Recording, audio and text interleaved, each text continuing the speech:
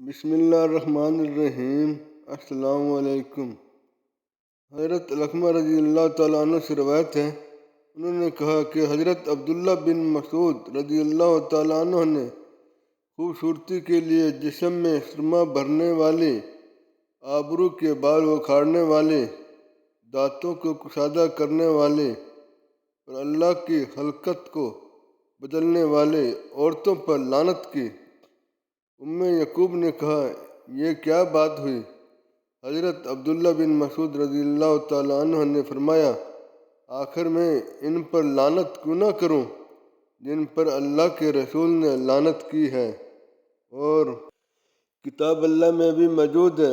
یعقوب نے کہا، اللہ کی قسم، میں نے تو پورا قرآن مجید پڑھ ڈالا ہے، مجھے تو کہیں بھی یہ نہیں ملا۔ انہوں نے فرمایا، اللہ کی قسم، اگر تو نے بغور قرآن مجید پڑھا ہوتا تو یہ تجھے ضرور مل جاتا۔ قرآن کریم میں ہے، جو چیز تمہیں رسول دے وہ لے لو اور جس سے منع کرے اس سے رک جاؤ۔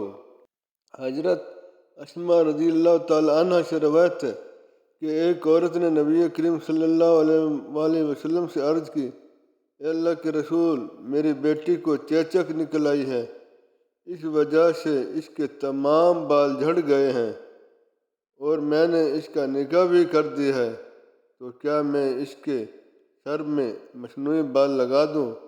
آپ صلی اللہ علیہ وسلم نے فرمایا، اللہ تعالیٰ نے پیوند لگانے والی اور لگوانے والی عورتوں پر لعنت کی ہے۔